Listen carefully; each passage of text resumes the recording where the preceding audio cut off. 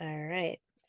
Well, good afternoon, Cathy, and welcome to this conversation about regenerative tourism and regenerative economic development. Um, I'd like you to take a few minutes as we start this conversation to just introduce yourself to the viewers. Sure. My name is Cathy Rendfeldt, and I'm the Executive Director of Cordova Chamber of Commerce in beautiful Cordova, Alaska. One thing that is unique about our organization is that in addition to acting as a Chamber of Commerce, which is a catalyst for small businesses and an engine for economic development, we're also the designated destination management and marketing organization for our community. And so we get to wear a few different hats, and we've been able to find some ways where the two sides of that coin can support and build on each other in some kind of interesting and fun ways. The community of Cordova is a small community of about 2,500 people on the southern coast of Alaska, if you're not familiar. It does not have any surface highways for entering Cordova. Our road is the Alaska Marine Highway System, and that is our lifeline and connection to the surface highway throughout the state of Alaska. We also get daily jet service from Alaska Airlines twice a day, and the main economy in Cordova is commercial fishing. So that's kind of where I'm starting from and where we are at in our community. Awesome. Um, so tell us a little bit about what factors led Cordova to consider pursuing a regenerative tourism strategy. Sure. So the community of Cordova, I mentioned that we're off the surface highway system. We're only a 40-minute flight from Anchorage, and there is a direct ferry to Cordova from Valdez and Whittier, which is near Anchorage. So it's not that hard to get to, but it's just far enough off the beaten path that we haven't historically had a high level of visitor traffic or tourism. And tourism is not one of the main economic drivers in the community presently. As I mentioned earlier, commercial fishing is the main economic driver here. There's also a lot of research, scientific research, and a lot of government agencies that are located here as well, and a strong Alaska Native culture here. So one of the things that we did have here was some beautiful glaciers. We have a lot of natural assets and intact ecosystems surrounding us in every direction. We have a really interesting history and culture here. However, we have not been a high traffic destination. We had Childs Glacier was a great site to visit and attraction. And we had the Copper River Highway that once you got into town on the ferry with your vehicle, you could drive out to see that active calving glacier on the Copper River Highway. However, the systems changed with the Alaska Marine Highway System. It lost funding. We lost Alaska Marine Highway System reliability here. The amount of ferries was cut back. We lost the fast ferry. And in addition to that, the Copper River Highway, as an aging highway and being subject to ever-changing glacial water systems like you see behind me, the bridge washed out, and so it limited access to that by air or water. So those two factors alone really impacted the independent travelers that we were getting to Cordova. And in addition to that, the pandemic hit, and there was also some global shifts in the tourism market that were really leaning towards sustainability and regenerative models. So we were provided this opportunity to manifest a transformational destination strategy for Cordova through federal COVID relief funding. And we hopped on it because what we were seeing in our community is that there was so many organizations and individuals and businesses that were working towards their own independent goals. And what we really wanted to see was to see if we could find ways to align all those people and individuals and businesses and organizations to reach a shared vision, a vision that would help us bring Cordova to the place that we want it to be. A lot of that is rooted in who we are now and sustaining those intact ecosystems and that subsistence way of life, and also revitalizing the culture that has been suffered over the years from colonialism, and also the environmental issues that are happening, we want to make sure that we're protecting and enhancing what's here in Cordova. Well, that sounds ambitious. So, there's regenerative tourism efforts and initiatives cropping up all over the world, from Hawaii to New Zealand and Finland and Greenland. And so how does Cordova define regenerative tourism? So I've got a little graphic behind me. Hopefully you can see some of it, and I'll try to move around a little bit as I talk about these different aspects of it. So historically, the success of tourism has been, in most communities and cities, has been measured by how many people you can bring in, trying to increase that number of visitors, trying to increase that bed tax, trying to increase that economic impact to the community. And that's great as a system as long as there's no negative impacts. However, we all know that all travel, everything you do has impacts. And so what we're trying to do is find ways for more positive and less negative impacts. And we want to end up, sustainable tourism tries to say that we have this system right here, this is where we're at, and we don't want any of the impacts to bring us any lower. We want to stay right here. And regenerative tourism says maybe there's an opportunity to actually make things a little better, to actually improve that baseline for our community and for the environment and for the culture.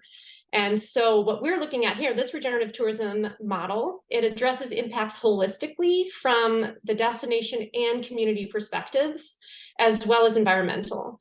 And it seeks to work together with and build up the local ecosystem and culture, as well as the local environment and industries and businesses. And we are going to be trying to work on identifying and protecting our core community values.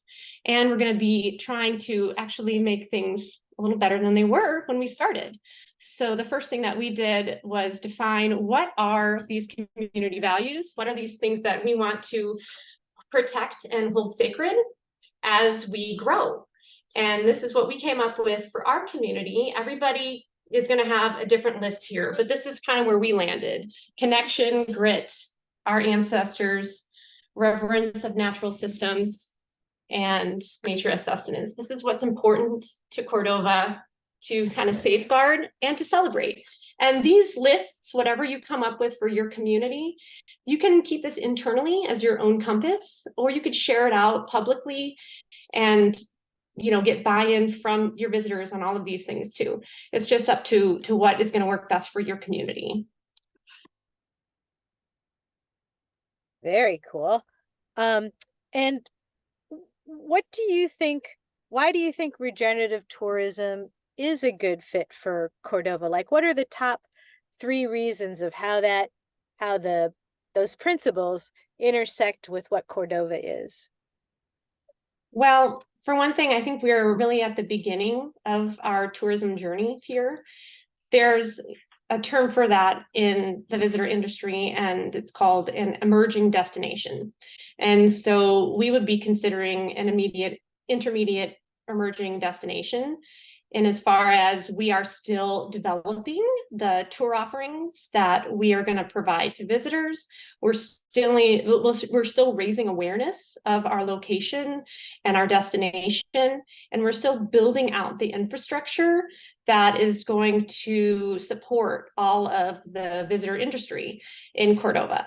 And I think that's a really good place to be when you have this new kind of ambitious vision. However, anybody in any part of the destination life cycle could adopt regenerative processes and could encourage regenerative practices from the visitors, from the businesses, and from the community leadership. Awesome. And tell us what regenerative tourism really looks like. What does it look like? What are there examples today or a vision for the future? What does regenerative tourism look like in Cordova? Well, one reason that I didn't mention earlier about why I think regenerative tourism is a really good fit for Cordova is I feel like in some ways we were already organically doing it. And some of these ways are some of the festivals that we put on. We have a shorebird festival that happens every May. It's called the Copper River Delta Shorebird Festival. It's the oldest birding festival in the state of Alaska, and it's known worldwide as a premier birding event. And one of those reasons is because this beautiful landscape, the Copper River Delta, this is an ecosystem that is of hemispheric importance to shorebird migration. That's the highest designation that a site or a location can get from the Western Hemisphere Shorebird Reserve Network. So this is basically, we are saying that this place is of global importance to shorebird migrations. And because of that, we decided 33 years ago, to start this festival. And in that festival, of course, we wanted to celebrate the birds. We wanted to celebrate this place. We wanted to raise awareness about the importance of places like this. But we also wanted to infuse some of our local culture into that. And so it has grown over the years to be an event that is full of art, because we have a lot of art that happens in our community. It's full of culture that dates back to the Alaskan Native heritage here and the history that's happened since then. And it also, we've done a great job, I think, of really getting buy-in from the community and from businesses to participate in it and infuse it with their own unique identities. So for example, some of the things that happened during that festival, there's a lot of citizen science that happens during that festival, and that's a really great way to do regenerative tourism. And so, for example, we use this app called eBird, which is connected to the Cornell Lab of Ornithology. And by going on this app, visitors to Cordova who are here for the Shorebird Festival and residents can log and catalog and identify the birds that they're seeing. It helps them to get information about that bird, see where it has been and where it's going. And by logging that information in there, they are adding to the database of information that helps shorebird conservation professionals do their jobs. And another thing that we're doing with that festival in partnership with the U.S. Forest Service is we've been really infusing that festival with a lot of international speakers that are brought in through the Forest Service that are along the Pacific Flyway, because we're really sharing these birds with all of those countries and all of that coastline from the Arctic down to Tierra del Fuego. So that's one example. I also have some more behind me here. So by businesses, there's some examples here of, if you're a business owner, things that you can do. So one of the principles of regenerative tourism is that you're supporting and expanding existing economies and businesses. So in Cordova, we have a lot of commercial fishermen here. So that means that we have a lot of boats, we have a lot of mariners, we have a lot of people who know how to work on boats, we have a harbor. So these are assets that we have in Cordova that for part of the season are not being used.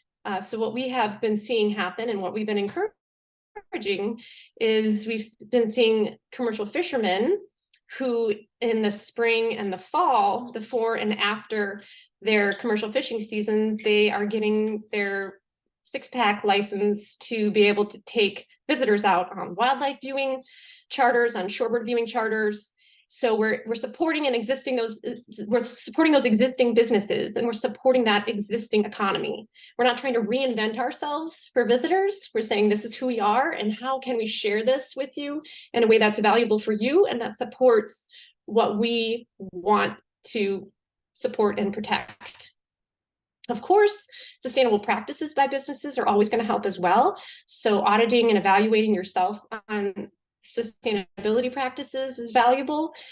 From the tourism perspective, the Alaska Travel Industry Association has a certification that you can get for this sort of thing. There's global certifications that you can get for sustainability, but there's also lots that you could find from other businesses or from local support organizations like chambers of commerce and other nonprofits to help you make sure that you're using sustainable practices in your business. You can also set up tours that are going to fund things that are going to help the community.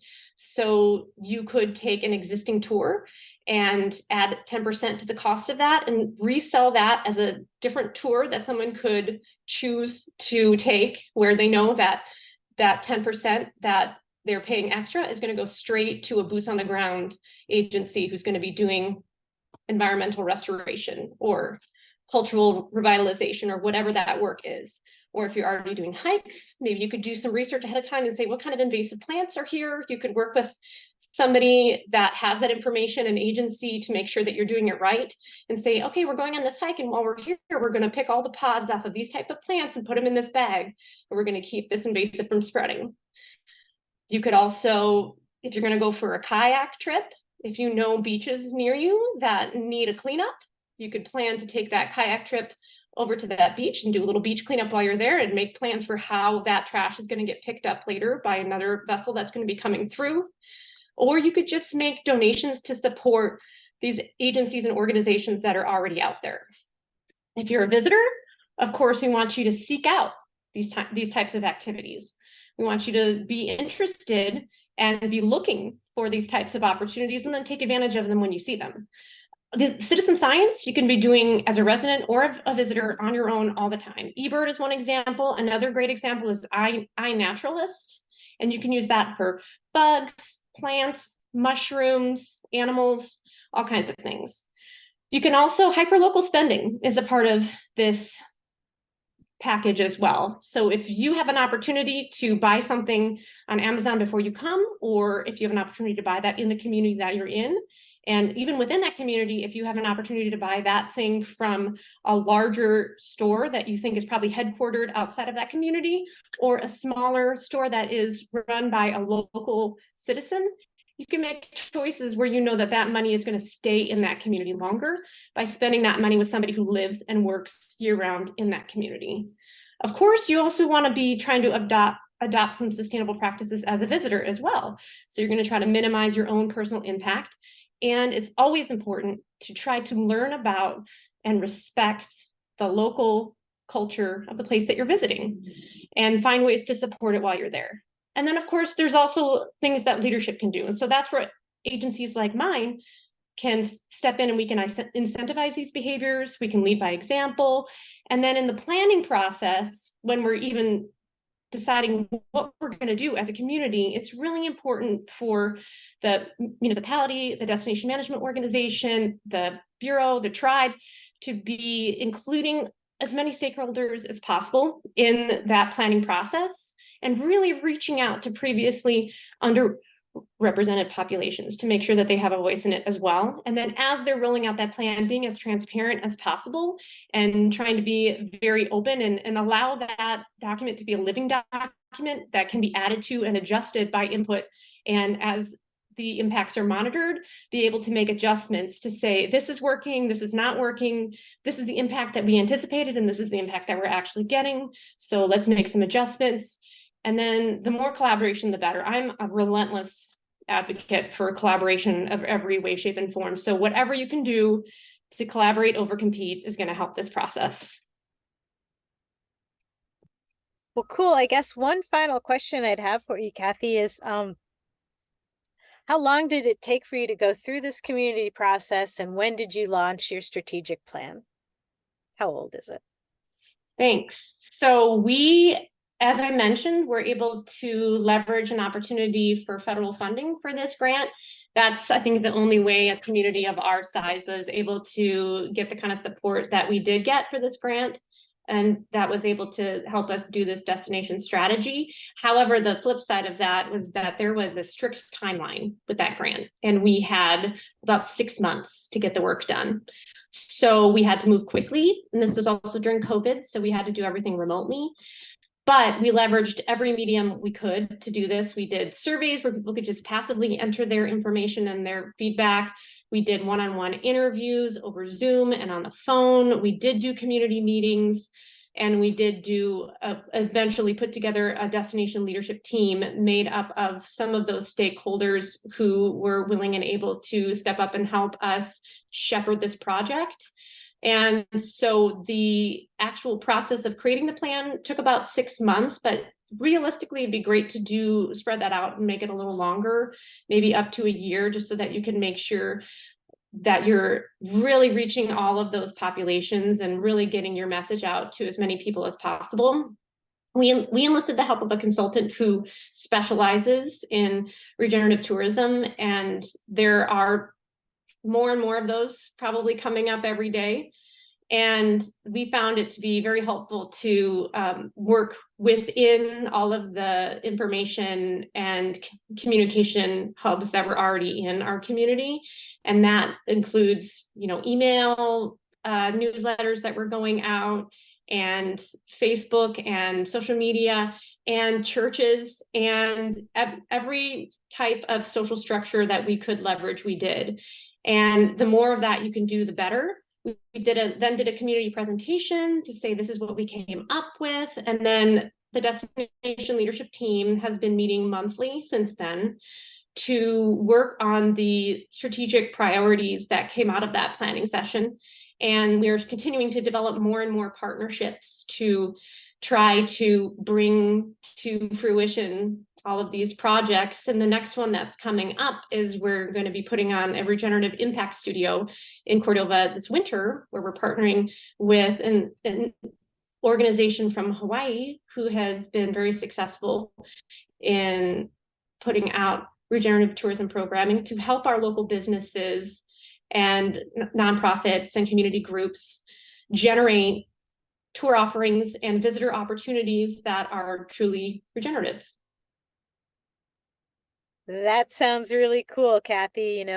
You and Cordova are definitely at the forefront of this, along with Sealaska and the Southeast region, and your enthusiasm and the great ideas coming out of this are really fantastic. So thanks for sharing all of that with us, and we'll keep tabs on what's going on in Cordova.